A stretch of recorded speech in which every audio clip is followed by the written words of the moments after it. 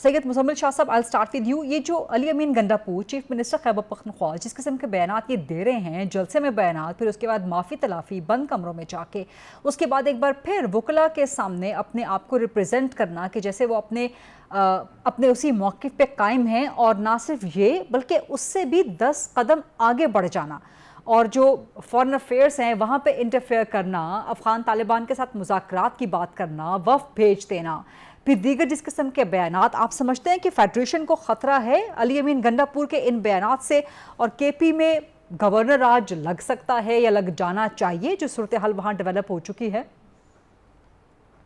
देखिए, खतरा है या नहीं, लेकिन जिस तरह की पोस्चरिंग वो कर रहे हैं, सबसे बड़ा नुकसान पीटीआई को ही पहुंचा रहे हैं। तहरीक इंसाफ की एक पूरी हिस्ट्री है कि जब भी ये किसी टॉप ऑफिस के लिए किसी बंदे को चूज करते हैं तो वो एब्सोल्यूट एंटी क्लाइमैक्स होता है। पंजाब में आपको याद होगा, बुज़दार साहब को इन्होंने हम पर नाफिज कर दिया था, जो ऑन जॉब ट्रेनिंग करते रहे काफ़ी अरसा, और अब इन्होंने हमें ये बताया कि सबसे पढ़ी लिखी और लिटरेट पार्टी के जो बेस्ट आदमी जो इनको मिले हैं वो गंडापुर साहब हैं, जो जलसे में खड़े होकर ये कहते हैं कि मैं बारात और ढोल के साथ आ रहा हूँ, जो रेशियल प्रोफाइलिंग करते हैं, मिसोजिनिस्टिक रिमार्क्स देते हैं, और साथ साथ वो ये भी आपको बताते हैं कि जो भी सहाफ़ी जिससे हम अग्री नहीं करते उसको हम आकर टांग देंगे और उसके कपड़े उतार देंगे। मेरा ख्याल है कि it is a point of absolute embarrassment for any party to have a man like this in their party.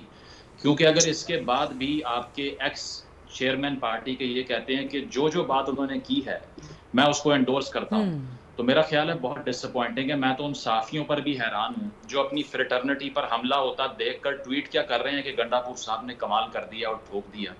उन्हें भी सोचना चाहिए कि जिस नौयत के प्लान्स और डिज़ाइंस उनके नज़र आते हैं, ये कल को आप भी इसी कतार में खड़े होंगे जो विक्टिमाइज करने की कतार है।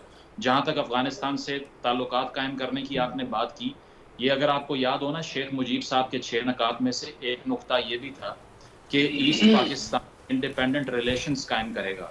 इसके ऊपर जंग हो गई थी, और अब वो वही बात कर रहे हैं कि एक सूबा इंडिपेंडेंट फॉरेन रिलेशंस कायम कर लेगा। तो मेरा ख्याल है इनका कसूर नहीं है। कसूर इसीलिए नहीं है कि एक आदमी को जब ना कोई कॉन्स्टिट्यूशनल सेंस है, ना उन्हें ये मालूम है कि फेडरेशन क्या होती है।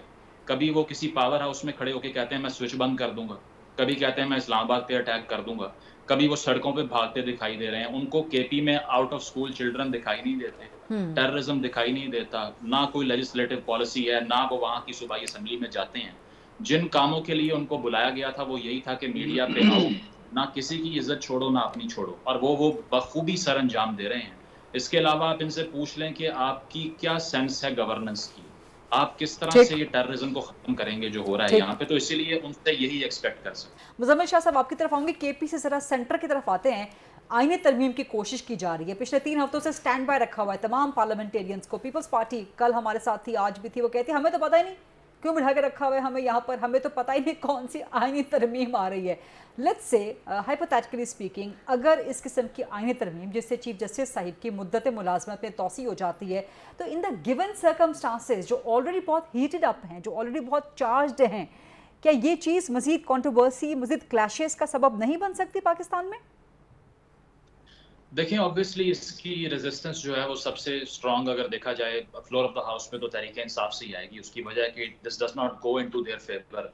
और दूसरी ट्रिकी सिचुएशन गवर्नमेंट के लिए ये है कि मौलाना फजलुर रहमान साहब की जो स्टैंडिंग है ना वो क्लियर नहीं है, because he is standing in two boats at the time.